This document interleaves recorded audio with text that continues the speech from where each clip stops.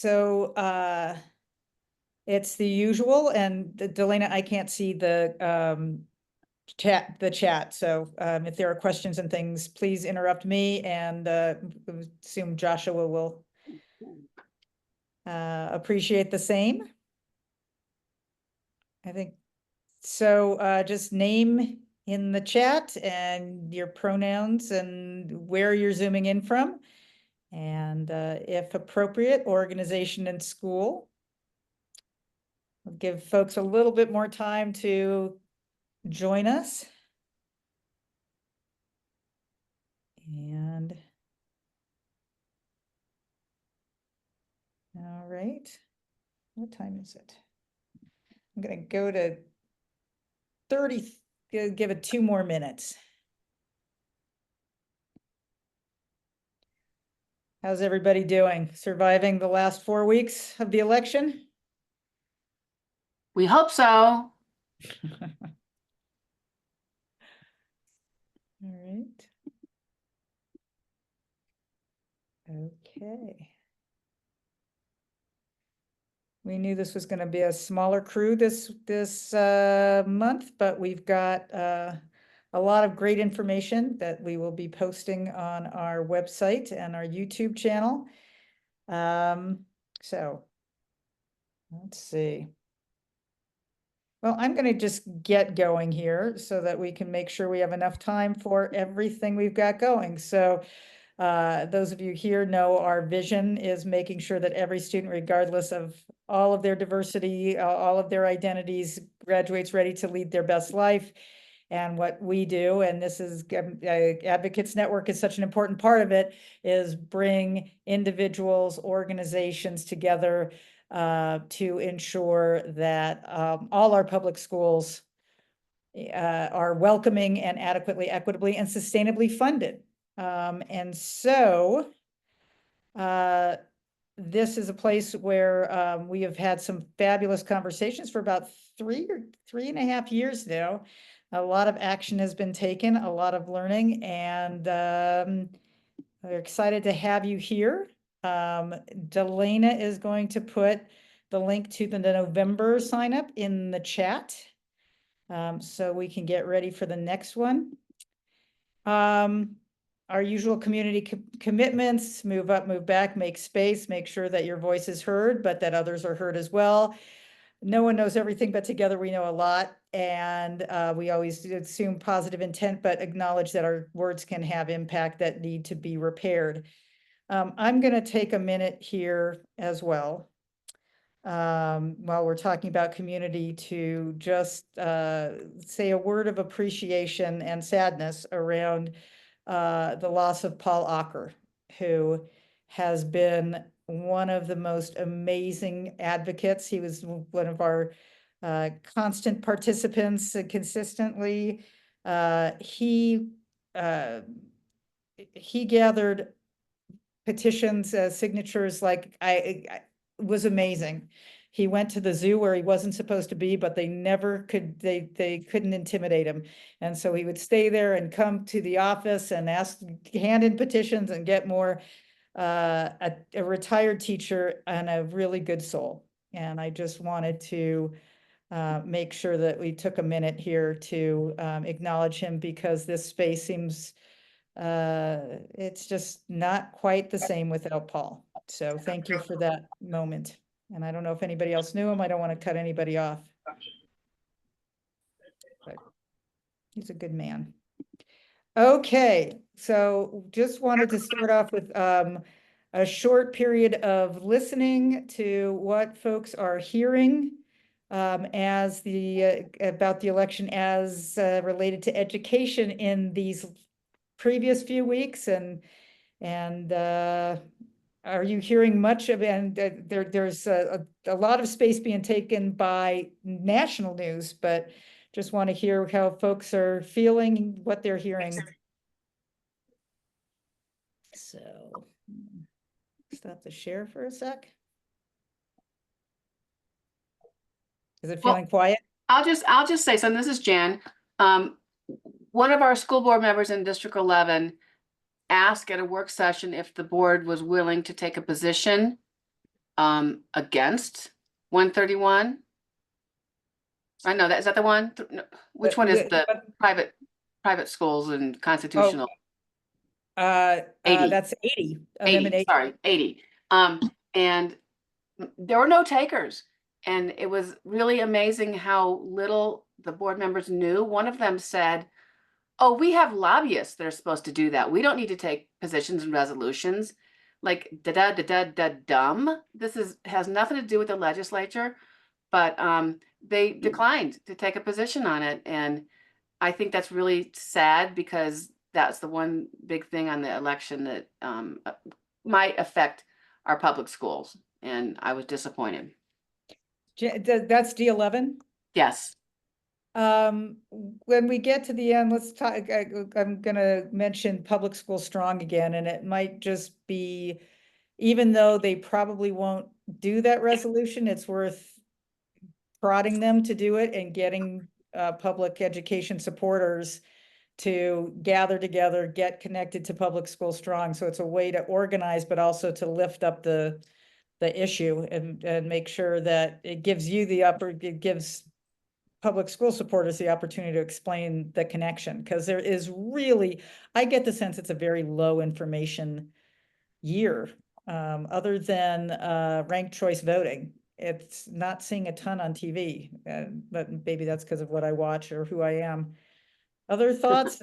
Are other people seeing, hearing much about 80? In Do you Boulder, know? I haven't heard a thing. It may be out there, but I haven't heard anything because part of it is I don't watch commercial TV and I haven't seen anything in the papers. Right. The good news is Boulder Valley Schools did do a resolution in opposing 80 already. Adams 12 has Oh, done it, That's great. and we'll be asking. That's a big part of what we're going to be doing in the next few weeks. Is obviously 2 weeks probably. Then we're going to move over to texting. So I'll have a chance to get involved there. Any other thoughts about what's going on and how education is playing in this election? Well, Okay. Lisa, this is Nancy. I'm just kind of wondering if maybe the districts are more focused on their bond issue, mill levies, as opposed to some of the other issues. That's just kind of my thinking. I know that's been the big push from Cherry Creek. Right. It could be, and there may be some who think that supporting one or doing an opposition to one could hurt the other. I can say that Adams 12 has done both. So they've got their mill and bond on the ballot and also did a resolution against 80. So would love to have Cherry Creek join in doing that. I just have one more quick thing. It's not necessarily education related, but the school board presidents from the largest districts in El Paso County, D11, D20, and D49, put out a text message with a video of them taking positions on citywide issues about marijuana, identifying each of them as the presidents of the school board.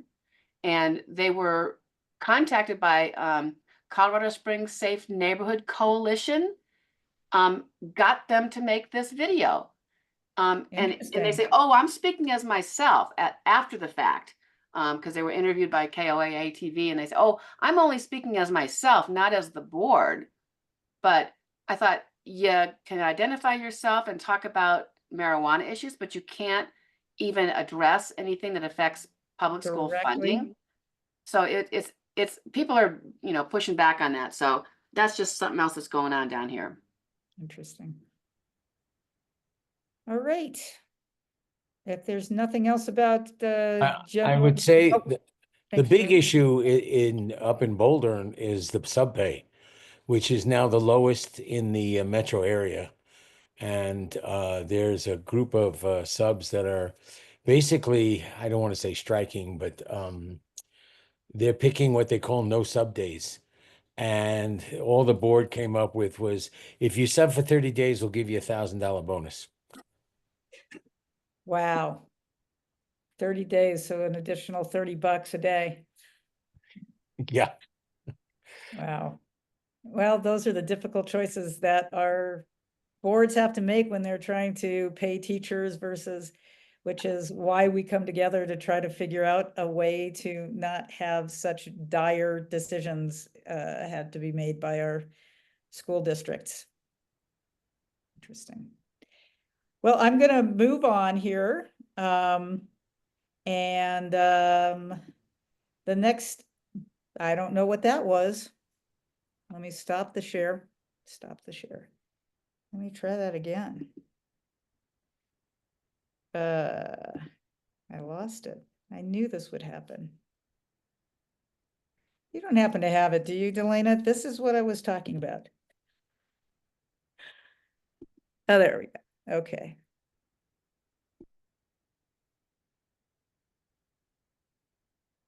All right. Still not, yeah, there we go. Okay, so let me get to it. What is happening here? See, this is what happens when Ben is away. Can't allow that to happen again. Okay. I don't know why that's happening. Delana, if I share this with you. Okay, I am just going to tell you that the next part of what of our day is that we have Joshua Mantell from the Bell Policy Center. We wanted to update folks on what happened with the recent economic forecast that came out last month. That says that our economy is still doing well and revenue is coming in. And of course, that means that we don't have any money for schools or the public investments that we care about. So I asked Joshua to come and give the Bell's perspective on what we're looking at in terms of funding for schools, so the big picture. So take it away, Joshua. Thank you, Lisa, so much for inviting me here. I have just a couple of slides here, and thank you to all of you. It's great to be in this space with you all. Want to talk a little bit about the budget and economic forecasts that both Legislative Council staff as well as the Office of State Planning and Budget presented a couple of weeks ago, and specifically some of the consequences that it has for our public schools and education broadly in the state. So start off kind of with the top lines of the budget forecast, and then we can kind of move to some of the more specific education-focused parts. I think the big takeaway is that we are in a little bit of trouble. We have right now, based on caseload growth and overall economic growth, we're expected to have to cut about $921 million out of our budget in this coming year. And depending on what happens in November with some of the ballot initiatives, that could grow substantially more, over $1 billion too, depending on how voters decide to vote on some of the initiatives that directly affect revenue. The two largest state departments are continuing to grow. That's education and healthcare policy and financing. That's mainly attributed to, in education, reduced property tax revenue and implementing the new school formula 1448 that was passed this last year. And then for healthcare policy and financing, it really comes down to that we have an aging population who are depending more and more on long-term care through Medicaid and state programs. And we have not begun to really grapple with the effect that that will have on our budget writ large going forward. So, the Bell Policy Center has done a lot of work on aging, and we are continuing to look at this issue as something that we really need to grapple with going forward, but want to really focus on kind of the education aspect of this and how it all is going to impact the budget. So looking back this current budget year, budget was finalized this past April, and it will go through June 30th of 2025. We saw an increase of about $561 million in total. Factors are not that surprising to those of you who have been in the education space. Saw an increase in inflation, which affects everything, including the cost of education. We did a lot of work to eliminate the budget stabilization factor, and that cost money in order to do that. And then for, I think the first time, we really are including, as part of budget planning, this rural school factor to increase money towards rural schools going forward instead of just on a year-by-year basis, which really affects kind of how our nonpartisan staff look at the budget going forward. And then I think the other thing to note for 24-25 is this shift from local share to state share due to property taxes. And I'll talk more about property taxes in a second, but I really want to kind of note the importance of what we've been doing over the last several years in this space. In 2021, 2022, 2023, and then twice in 2024, we have cut property taxes.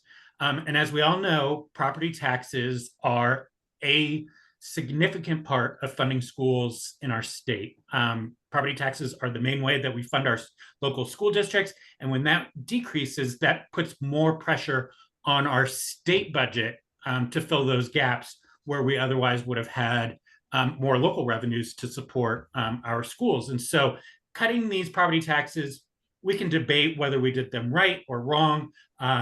We thought we did a pretty good job at the end of the 2024 session. And unfortunately, the presence of initiatives 50 and 108 caused folks to have to come back to the table and further cut property taxes.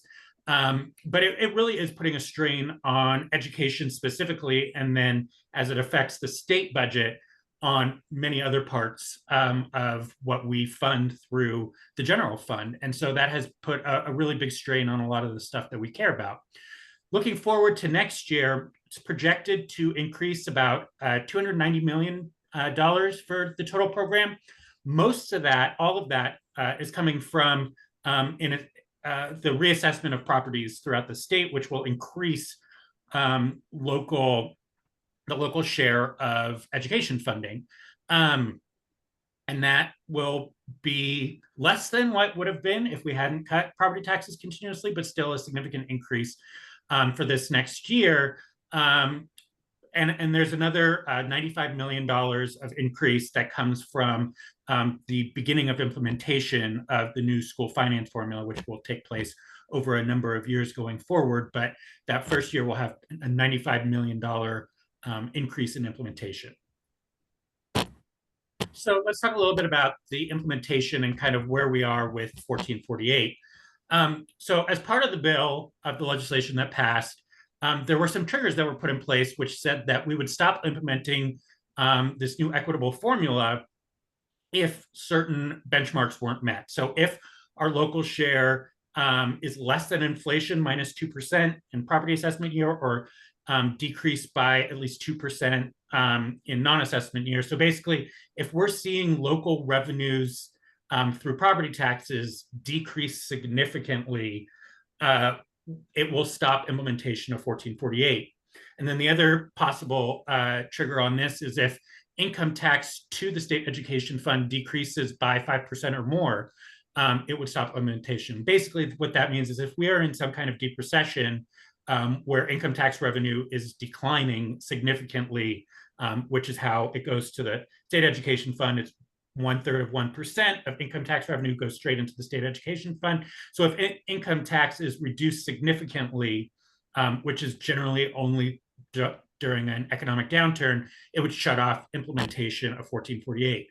Now, our projections over the next several years, I think through 26, 27, we don't anticipate a pause in implementation.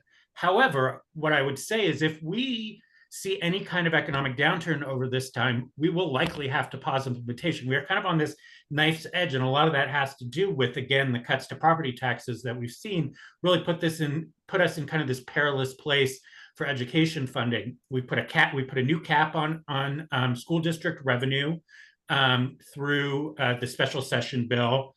And so, there's a lot of things that are going on right now that if we were to backslide just a little bit, we could really see some significant shifts and changes that would affect implementation of the new equitable school funding formula. So just to kind of look at specifically the state education fund, basically if we don't have high growth over the next several years, we will completely deplete the state education fund because we are continually having to take some money out of it in order to supplement the money that, from our perspective, should have been covered by property tax revenue. And because of this, the state education fund in large part is kind of the rainy day fund for education. We pull out when we need it, when we don't have the money to cover it through a state budget or through the local share. And we're continually having to do that because we continually cut the main local share source for education funding. So if we do our historical growth of 4.2% over the last decade or two, we would deplete our state education fund by the end of the 26, 27 into the 27, 28 year. If we have better, what we're anticipating the general fund revenue growth to be, it's about 5%. We'll be pretty close to that, but we'll probably be okay. But we really need about 5.3% growth to maintain the state education fund balance if we're continuing to pull out the money as we have over the last several years and what we're anticipated to do over the next several years. So as you can see, getting to that $100 million amount into the state balance into the state education fund is going to require some really significant growth through our income tax revenue over the next several years. And while we can say we're anticipating to be pretty close to that, as we all know, we can't predict the future in quite that fine way. And so we're kind of really depending on this growth to kind of get us through these next several years. And I think there's a chance of a recession over the next 5 years. There's a chance of something slightly better than a recession, but still an economic downturn. And those would get us to this point where we're really depleting our state education fund, needing to figure out other ways of making up those differences in state and local share, or we bring back the budget stabilization factor, which I know isn't something that nobody wants to do right now. Joshua, we got a question from Evie about, is this that the growth that you're talking about, is that growth in income or growth in yeah, it's income tax revenue to the general fund, which is basically income tax revenue.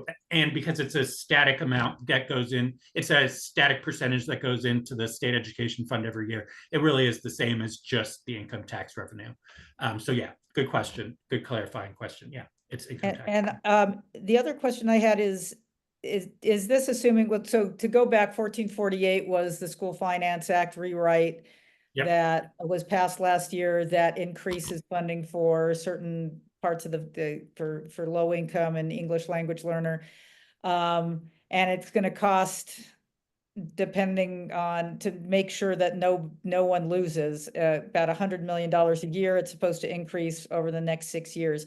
So is that assuming, I assume that what you just showed us is if we keep the BS factor at 0 and implement 1448, yes, the only way that we end up with any state education fund 3-4 years from now is if we just have 5% growth, 5.3% growth every year.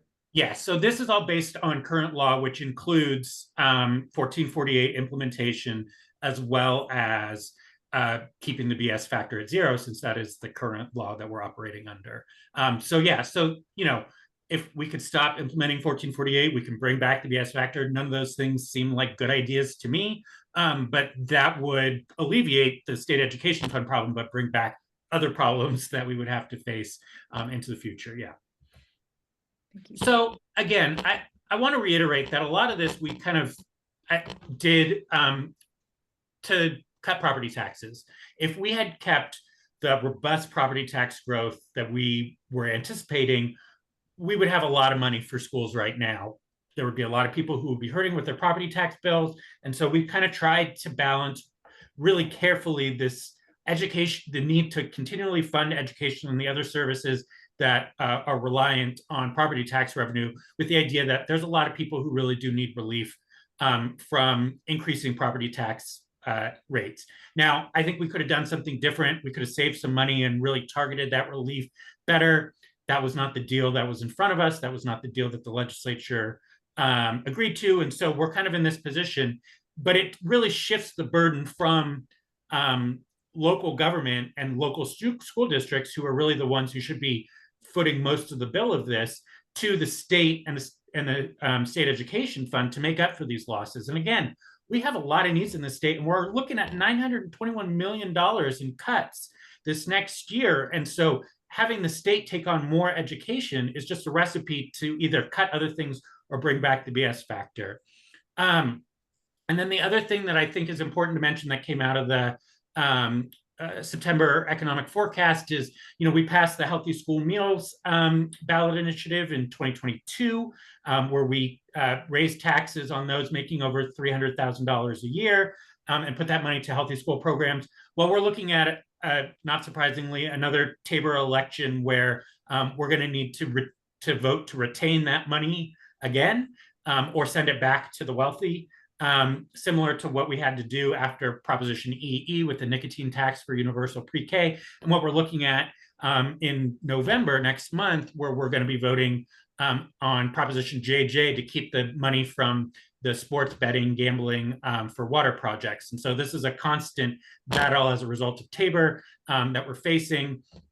And again, I would say, even looking at the choices that we have to make in the state general fund as a result of Tabor as well, of course, because we're going to be using a lot of money. We're going to be over the cap again.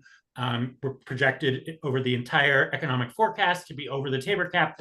And that money is going to go through income tax cuts when it could be used to fund other things if we had so chosen to de-Bruce the state at that point. But right now, these are the choices that are put in front of us by Tabor, where we have to either cut money or bring back the BS factor or cut other things in order to make that work. So, as I said, the economic forecast didn't forecast anything that is happening in the education space right now that will be devastating. But I think what it showed is that we're really in a precarious position, and it's really perilous right now with our state budget. And of course, with education being one of the largest, if not the largest expenditure of our state government, that's always going to be something that is going to be right top of mind for lawmakers when they're looking at how they're going to balance the budget. And so when we put ourselves in this budget situation, education is always kind of one of those things that's on a knife's edge, and we're really hoping that we can figure out ways to better balance our budget without harming education or the other social services that we know are so crucial to all of our communities. So I would say it's not bad news from the forecast, but I would say it's certainly not good news, and we're really looking at some pretty lean budget years over the next couple of years. And hopefully we'll have the growth to be able to manage that without sending too much money back to taxpayers through Tabor refunds. So with that, happy to answer any more questions. And again, really appreciate the time and would encourage all of you to look at all of our stuff. And our ballot guide is coming out tomorrow. So if you're, and we are certainly have a good bit on Amendment 80 there as well. So wouldn't be the Bell Policy Center without plugging our ballot guide. So again, thank you for the time and happy to answer any more questions.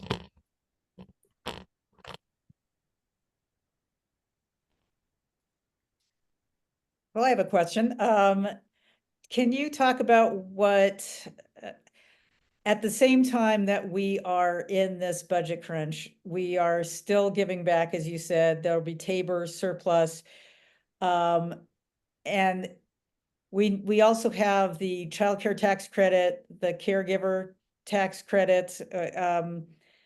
Those are happening before even this continual, but what we have, what will be coming back in income tax and sales tax, right? So Yes. how much money has come in over the Tabor surplus in like the past 4 years? And I'm not going to hold you to the exact number, but I mean, we're talking about billions of dollars here. We've had the last couple of years have been pretty historic Tabor rebates. We were looking at 1.5 billion. Everybody got those $800 checks that you can kind of add that up over the 3 million or so taxpayers in this state to get that number. We're looking at less, and part of that going forward, and part of that is because of the tax credits that were passed last year and previously. The family affordability tax credit, which was built upon the state child tax credit that was passed in 2021, which will get close to having child poverty in Colorado, which is a significant accomplishment, and really, is a response to the fact that the federal government, despite the best efforts of Michael Bennett, weren't able to increase the child tax credit after it expired with the COVID relief. And so Colorado's doing what it can. We passed a care worker tax credit for child care workers and home care workers. That was significant. And then we have we expanded the earned income tax credit as well. And so those are all drawing down money that would otherwise be sent back to taxpayers over the Tabor cap. But now everything over the Tabor cap is going to go back through income tax cuts, sales tax cuts, and then anything left over is through the rebates through the 6-tier sales tax mechanism that has been around for a long time. So there's a lot of complicated things that are happening kind of in this fiscal space right now, but we're looking at less Tabor rebates going forward because we've enacted these tax credits that are really targeted to the people that need them the most over these last couple of years. And those are, what's permanent and what's temporary? So they're all, I believe the care worker tax credit is temporary over 5 or 10 years. I can't remember off the top of my head, but the rest are permanent, although they are the family affordability tax credit and the earned income tax credit kind of ebb and flow depending on economic growth, so that it doesn't bring us below. I think the biggest fear that we had was it would bring us below the Tabor cap if we had them as a static amount, and that would cause budget cuts cascading down, which would be antithetical to what we were trying to do, which is to help people that need it. So the idea there was to take out as much of the Tabor surplus as we possibly could without going below the Tabor cap. So they will ebb and flow depending on economic conditions during the March revenue forecast, I believe it was. And same with the income tax credit, which will ebb and flow depending on how much we reduce income tax rates will depend on economic growth as well. Any other questions for Joshua? Really appreciate your time and our partnership with the Bell, and it brings a depth of understanding to our hardcore advocates like the ones on today. So really appreciate your time. And I just have to notice that if our economy is doing well, then revenues will go up and the inflation rate will stay down. Those are two things that our economy is built on, right? People keep spending, that means sales tax come in. People have jobs, that means income tax comes in. We keep inflation low, that means that people can continue to, or their earning power can grow. And that is the recipe for larger and larger Tabor surpluses. So when the economy is bad, our schools get hurt. And when our economy does well, our schools get to 1989 levels, and we're supposed to give a parade. So that's I thought it was really important as we go into the next year and figure out what our legislative strategies and our legislative agenda is going to be, and as we look down the line to what we can do at the ballot, that this is a moment of time to really take stock of what Tabor has done and what it means in the future, regardless of a strong or a economy or a recession. So.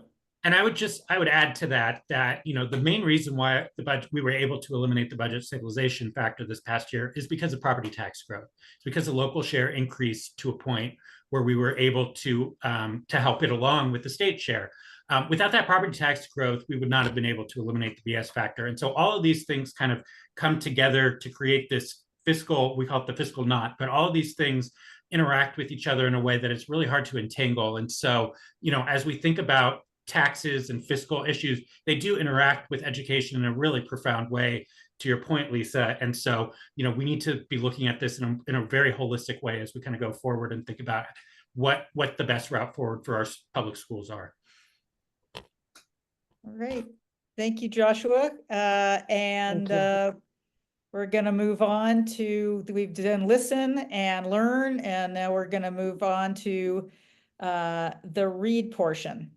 So the first thing, let's see, let me get back to y'all. I think we've figured out the steering issue. So just so you know, in the, let's see, hang on.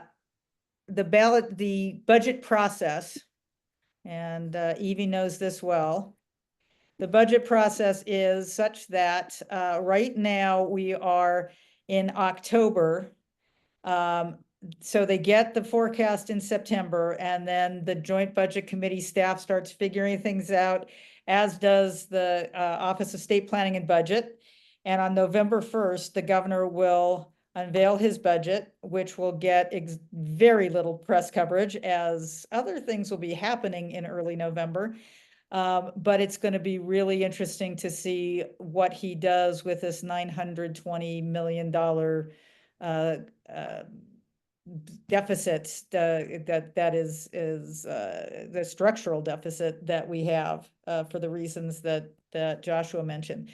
And so we'll be watching the governor's budget and wanting to make comments around it, and especially we'll look at it in the context of the fact that we've got an adequacy study coming, two adequacy studies coming. In January, they'll be presented to the legislature, and that will tell us actually what we would need to be, the resources that we need to be providing our students with in order to have them be able to meet the standards and requirements that the legislature has set for them. And so you will be seeing a lot of activity from Great Education Colorado after November as we prepare legislators and our base and voters to understand what is the adequacy study and why is it something that we can just put on a shelf and say, well, now we know how much we need to be spending in our end. That's what our job is going to be. So you'll be hearing about that, and I'll say one more thing about that before we go. There are 28 days left to defeat Amendment 80. And we have a number of ways to help doing that. The first one is, this is just a form where you can tell us if you would like to volunteer. The main ways, we're going to do a texting program in the last couple of weeks that's really aimed at the core people who are modeled as public education supporters and maybe less likely to vote, people who haven't voted by then and need to be pushed to. And so what we're hoping is that those people see a text about, this is what it means, that it's important for you to vote this year, because we will do in some communities, we'll be able to also say yes on your mill and bond election, so that we are really adding value to the communities as well as stopping 80 from passing. Can anybody raise hands virtually or actually if you've seen ads, digital or otherwise, on 80 either way? Let's see anything. So my hope is that I think they did go up this week, and not some broadcast, some satellite, and a lot of digital. And hopefully, the reason we're not seeing anything is because they should not be spending a dime on anybody who looks like us. The voter file may not be quite that specific, but really they know who the swing voters are, and that's who they're targeting. And as I said, that should have started. So, so yeah, I'm getting a lot of emails and texts to vote no on 80, and I literally just turned on the TV and saw an ad, vote no on 80. So I think it's definitely increasing, and hopefully people are getting the facts and getting the information. and we don't have that. The no campaign last I heard, or the yes campaign, I'm sorry, at last we heard had not bought television because that's public, but we just don't know. All the money has been dark all along, so we don't know if they're preparing their own campaign or raising the profile. Evie. So the Democratic Party is also doing texting to certain Democrats for no on 80. Excellent. So texting, is there somebody here who has done texting who can talk about how easy and fun it is? No texters here? It's very Uh, easy. I won't say it's fun, but it's very easy. You can Agreed. do- And you can cover a lot of people fast. Yeah. Yep. I'm wondering how effective it is anymore. I mean, I know like I have 25 texts an hour that I get rid of from every campaign in the country, it seems like. So it's and state stuff in like Florida, you know. So Right. I doubt that most people get as many as I do because of, I mean, I know it's happened because once you give, you're on everybody's Yeah. list and that's it. They're after you but- to give them money. Yeah, but It it is makes me skeptical about texting. well, I think there's good reason to be cynical about or skeptical about all of the ways that we connect with people, because as soon as something rises up, it gets more ignored. So you can, you get a mailer and you can just put it right into the recycling without even noticing, did it say yes or no? People fast forward over any commercials. I mean, it's getting harder and harder to do. The most effective thing is going door to door. And it's most effective and it's the most difficult to, it's the most time consuming, it's the most human, and that is the best. There are, come on, no, that's not gonna help. Delana, for some reason, this is the public school strong, well, let's see. I'm gonna stop sharing for a second and just go to a link that I think I have. But the texting, at the end, hopefully what we're doing is getting the people who are low information voters who haven't gotten around to it, are not aware that if they would just vote, the text would stop. And so if we can have them say public educate, being for public education means being against 80, that's all we need them to see. And hopefully it's just going to be that the reminders also, like, make a plan to vote kind of text to get people thinking about the fact that they just have to get it done. And they will, if they're undecided, or if there are swing voters who haven't voted by the last week, I pity them. If they gave the Secretary of State their cell phone number. So you're right. You question it, but all the things are about just numbers. If we do 500,000 texts, if 10% of them have any impact, if 2% of them have any impact, that could be really meaningful in the large scale, especially because we need to not just defeat 80, which needs 55% to win. We need to not just like win because it got 54%. We got to keep it below 50.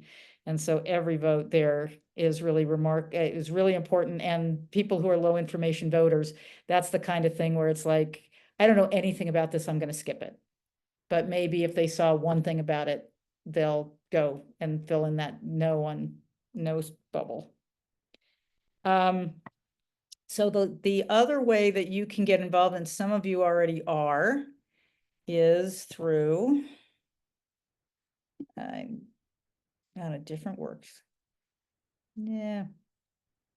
Public School Strong, and I have lost where I have done something to my desktop. So, hang on one second. This I can figure out. Okay. All right.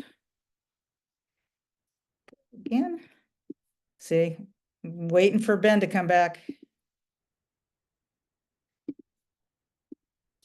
This is the Heal Together. Is that happening now? And just technology is being very cruel to me. Oh, that's why. Okay. This is we are working together with Heal Together, which is a national organization that has started this Public School Strong campaign across the country, trying to start building teams in communities across the state who will take action locally and statewide. And I'm going to put this in the chat. I'll put the link to this page in the chat, and you can see we've got a Public School Strong Colorado chapter. We've started in Adams 12. That's Christy Hargrove is doing that work. We've got Greeley, Douglas County, Thompson. And so the goal here is in the districts where they have not yet passed a ballot measure, the first thing that we're asking is for folks to, hang on, just stretching my bandwidth. So this is the link to where I just was. The goal is to encourage a school district that is going to pass a resolution against 80, like Greeley is going to do it next Monday. We are encouraging people in Greeley to sign a petition, encouraging them to do that so that as part of passing it, the school board members can say, we have support from all these people who really want us to say no for these reasons, right? For those like D11, Jan, where they're not going to do it, it's still a good way to create a Public School Strong D11. And actually, I could put you in touch with a couple of people who are interested in starting it, can gather signatures for that petition in a way to say, well, you're not going to do it, but we think you should. And it just raises the profile. Plus, it gathers the people who are with us. It gives them something to do, a way to connect so that they are with us, not just now, but the Public School Strong platform where we can communicate with people, create events, create meetups, give folks actions to take. That is going to continue on, and that is going to be the backbone of our next big push as Great Education Colorado and with our partners. And that is to start demanding that the legislature fully fund our schools, or create a plan to fully fund our schools and to implement the findings of the adequacy study, not let it be on a shelf, but actually start coming up with solutions. And as we work on that, I have been finding when I give presentations, I ask the question, and I won't do it to you all here, but I ask the question, who here believes that in the next 2 years, we could do something meaningful to increase funding for public schools? And I get about 10% of people saying that they believe we can. And then I ask how many want to, how many would like for that to happen, and it's 100%. And so what we've come to realize is that the biggest obstacle we have is the learned helplessness of Tabor. John Caldera and Michael Fields and all those folks have done a great job, and to some extent our governor, in conveying to people that they want tax cuts. and that they like their Tabor surplus checks and they're never going to change that. It's sort of this, yeah, I know we need more money, but what are you going to do? People keep voting no. And the truth is, we haven't really given the voters a whole lot of opportunity to say yes. So that is where this is a sneak peek to something that we just saw today for the first time, and I just want to get some input. This is the idea for the advocacy teams, for Advocates Network, for our luncheon, for everything moving forward, is something that's about being positive, about being able to get it done. So we're going to have the Get It Done team. We are promoting the idea that we can be optimistic. We have to believe that we can.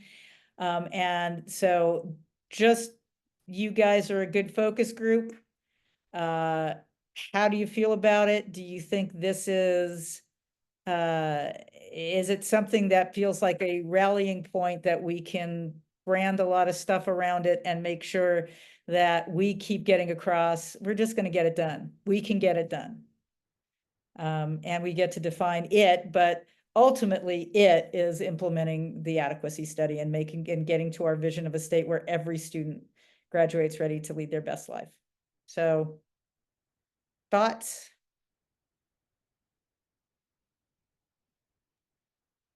This is Jan. I don't dislike this. I keep looking at get her done, but that's okay. It's just do it is already taken. But I want to go back just a second. Ask people what they spent their refund on. People don't know. Did they buy a couch? Whatever. It just went into the fund. And how did that really affect you? I think that's what I'm going to be asking people, how your refund really affected you and how could you have used it otherwise if the state had that money. Okay, that's part one. Moving forward, I like it that public school strong. We're not done. It's not just now in the next 4 weeks. It's how can we start building? Because this started pretty late, I think, for me, when I learned about them early in the summer. It took some time to get going, and we're not there yet, especially in El Paso County. But I like it that it's going to be moving on. That's the message we can give people. And then the last thing was from a couple discussions ago. The JBC is going to change. Who has a magic ball and knows who's going to be on that committee? Are there going to be any education people on that committee? So I'm wondering about that. I haven't heard a ton. I don't know. I haven't really looked at who is coming off. Obviously, Rachel Zenzinger is coming off. And so I'm not sure who. It's really hard to replace people on the JBC because there's such a learning curve. It seems just about certain that Shannon Bird will be the chair of the JBC. I think we have a good friend in Shannon Bird, definitely believes in public education. Her first time in the state capitol was as a grade ed volunteer, citizen lobbyist. So, but there's something about the JBC that where you're responsible for everything that it makes it hard to be, because your choices are so bad between if you want to keep K-12 whole, what do you have to do to higher education? Medicaid is a really tough one to chip away at, because if you reduce state costs by reducing what people are eligible for, you also lose the matching funds from the federal government. So I do think that we have people who are going to be committed, and presumably the speaker is going to be Julie McCluskey again. And she definitely wants to get 1448 funded, and she definitely does not want to go back to the BS factor. And I think our trick has to be getting our legislators to look beyond. And as a matter of fact, as we've been talking with legislators, and this is very new, like I said, this get it done, let's get it done, we can get it done. is to have like a get it done caucus, like to actually bring legislators together with that idea of we are going to help figure out whether it's inside the building, outside. We are going to figure out how to get this done. It's not okay to just say it's really hard, and it's been hard for 30 years since Tabor, and we really just nothing we can do about it, is to get people to say, we're going to get this done. And who doesn't want to get it done? Who is it? So I think we have good opportunities in the legislature. We've been working closely with Assistant Majority Leader Jennifer Bacon in the House, who's been talking with her colleagues. But ultimately, it's going to take us and Public School Strong and the teams that we can create and the network we're creating with Every Student Welcome to be able to say, this is what we're going to do. We're going to put it on the ballot and we're going to get it done, because failure is not an option. We've been doing that for far too long. And this is not as good as it gets. This cannot be as good as it gets for our students and teachers and communities. Other thoughts about sort of this, we were looking at, yes, we can, but that is very much associated with one particular party. We were thinking about Rosie the Riveter. We can do it. And I think we'll tip the hat to a lot of those things, but this is really our effort to get away from woe is us and all the stuff that we just told you about how bad the budget is. We need to know, and there are some people who are motivated by that, and it's important for folks who are in the policy space to understand that. But really what we're trying to do is change the vibe to, you want to be part of this because this is where it's happening. We can do this. Let's just get it done. Any thumbs down? Any thumbs up? I think one other thing I would suggest is that when we say get her done, we get it. We understand that. To the general public, it's kind of like, what are you talking about? You know? So again, we assume a lot from what people do know and understand. I was talking to someone yesterday and I said, her daughter's in school in St. Vrain. And she was talking about, asking the district for, some additional things or whatever. And I said, you recognize that we're 48th in the nation for funding public education in Colorado. And she said, no, I didn't know that.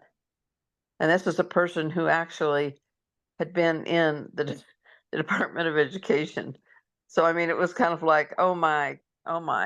So I don't know. I mean, I think we continue on past the election. I think we continue on and make sure that the adequacy study piece is really addressed. And, I mean, if that means getting on Channel 9 with Kyle Clark, if that means going into some different venues than what we've done in the past, I think those are some of the things that we need to really explore and look at.